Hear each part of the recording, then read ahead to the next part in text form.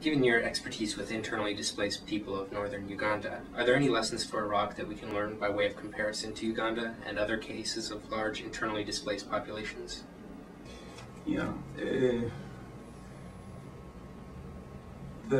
One of the possible experiences that one can pick up from other displaced populations, internally displaced population, is the need to reorganize very quickly their home base so as for them to be able to return.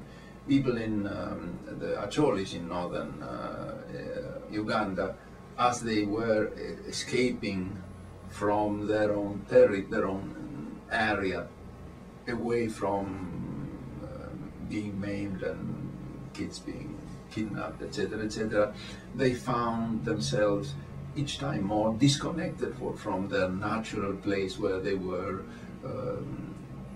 having their own subsistence farms, but finding other places where there was school that they didn't have in their place of origin, health care that they didn't have in the place of origin, and sanitation, water that they didn't have in the place, the village or whatever. And so unless you reconstitute the villages, but with some education, some healthcare, and some better sanitation and things like that, they are quite resistant to return, to abandon their refugee camps or internally displaced camp, to return to their place and start all over again when they already tasted some of the advantages of the place.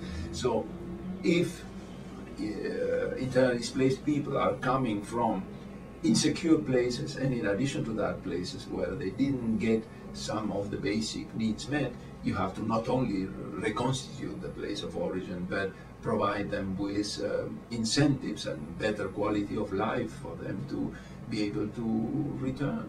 Otherwise, the whole fabric of that society gets completely discombobulated, and as if it were discombobulated as is. Is the United States responsible for the refugees coming out of Iraq into neighboring countries like Syria, Jordan, Iran, and Afghanistan? And if so, what should the U.S. do to address the problem? We are in good part responsible. Indeed, we, the U.S., is indeed responsible for having generated the conditions for this enormous mass of refugees that is crossing international boundaries and of internally displaced people. At the same time, to define them as our responsibility would assure that we would stay there for years and years and years, taking care of that country and trying to restructure their own infrastructure and all the other the basic needs, which I believe is a risky proposition. We would keep on remaining the imperial powers who would organize, knowing better, their way of living and the way of reconstituting their lives. So from that perspective, it would be probably more